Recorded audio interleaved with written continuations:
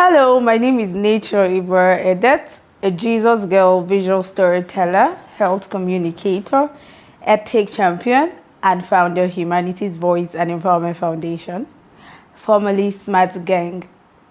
I'm big on purpose, impact, and nations. Thank you for having me on this Selfless Stories Spotlight session. I'm honored to share my journey with you.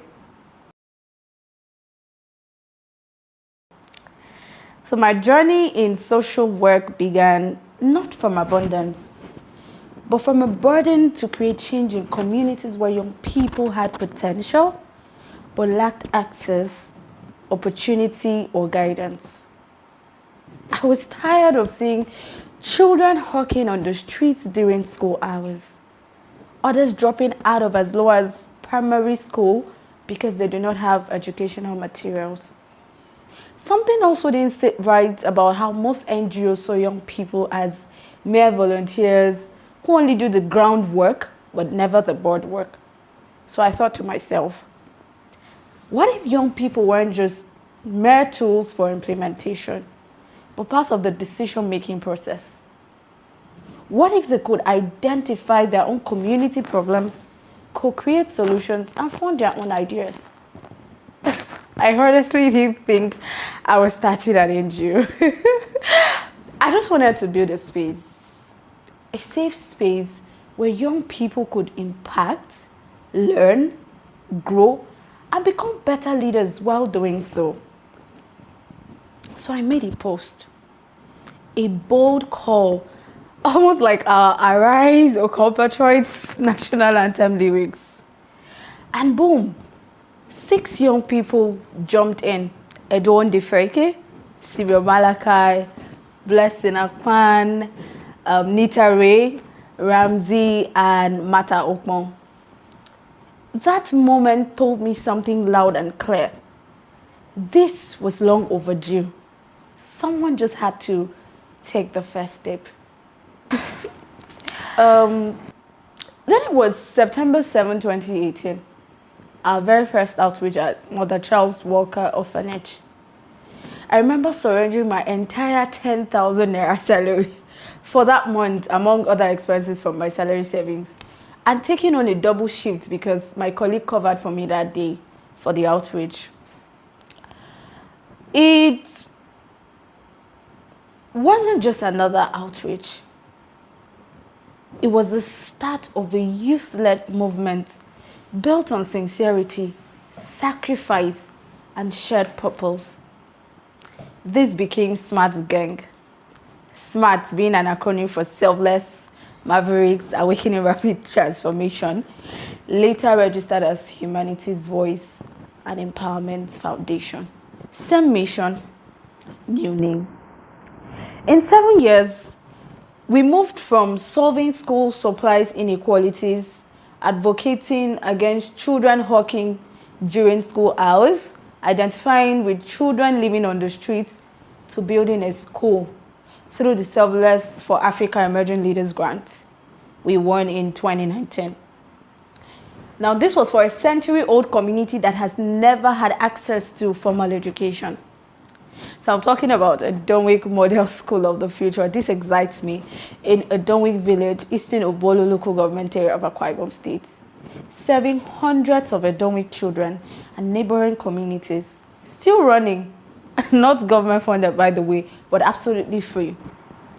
Right now we are building I Teach Innovations Lab. It's a tech pilot, it's an idea still, where we are creating a digital ecosystem for rural learners, teachers and young people, and of course preparing them for the future of learning and work, which is predominantly digital.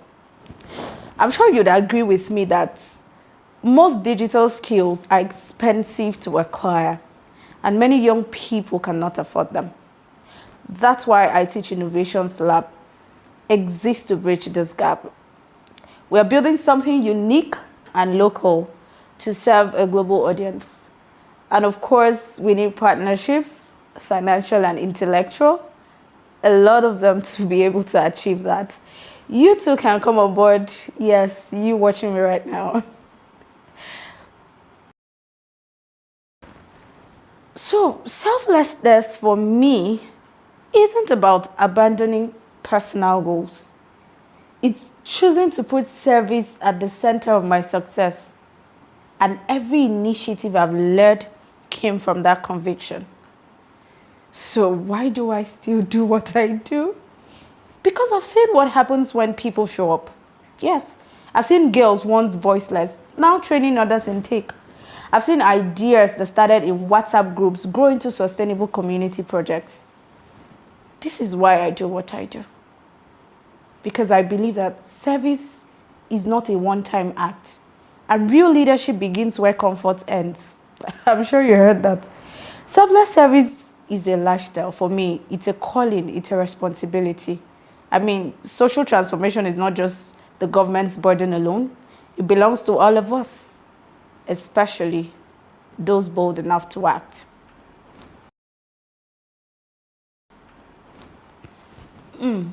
What have I gained? So much. There is a unique reward that comes from impact, and it's not always in money, but in meaning. I bet that's what many young people don't want to hear. Okay, sure. There's been recognition, local, national, global. There's been recognition. But then, beyond that, I've built a youth community driving real change. I've sat at decision tables, received opportunities I never applied for, just because someone saw the work that we do. But beyond all of that, inner fulfillment is the greatest reward.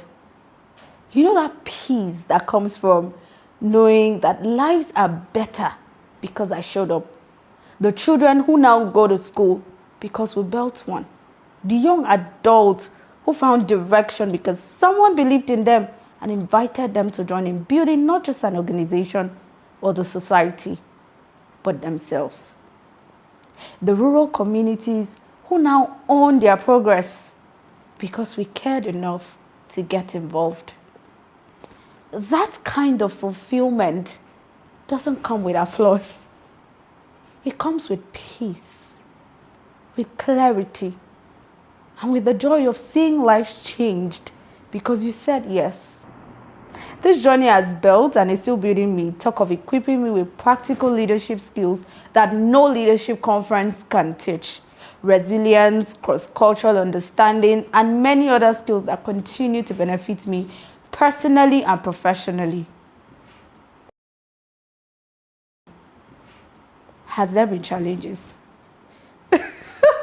A handful. Let's talk about the behind the scenes. So there were times I carried the burden alone. No support, no backing, trying to convince people to see what I saw, to believe in what I believed in. It wasn't always easy. You try to get partners, try to get young people to stay. But these days, most young people just want it quick and loud. They are drawn to organizations headed by political figures, where there is this status by association thing. They don't want to sit, build, grow. They want visibility. They want to post. And by the way, visibility is not wrong. Neither is affiliation.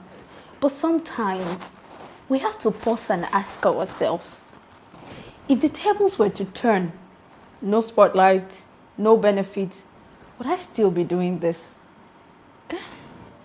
There were moments where I told myself, this is the last time. Like, I'm not doing this again. I've had to empty my account just to make a project work. Not because I was funded or because I was rich, but because I just cared. And there were times when I hit my lowest and questioned what made me start.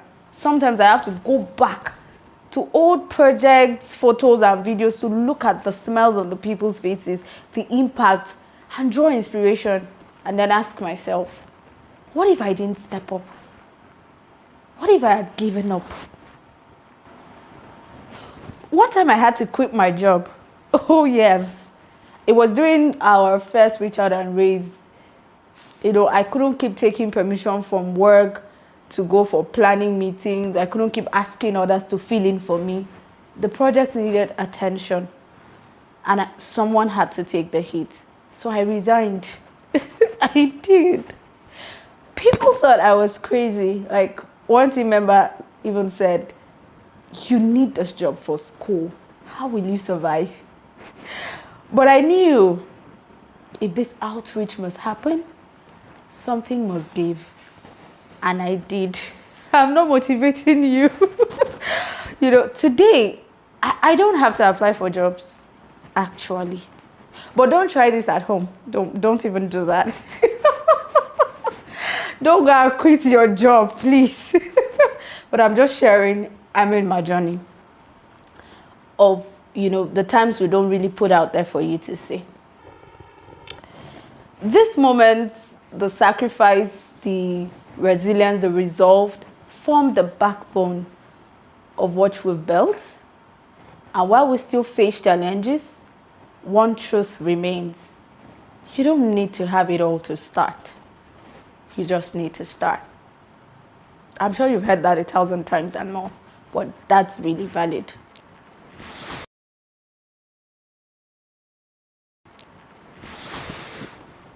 I'm going to dwell here for a bit. Please sit still. What is that encouragement I have for young leaders? Don't wait for the perfect time. If there is anything like that, don't wait to have millions in your account. And don't wait for someone to validate you. Rather, in a world that celebrates noise, please choose substance.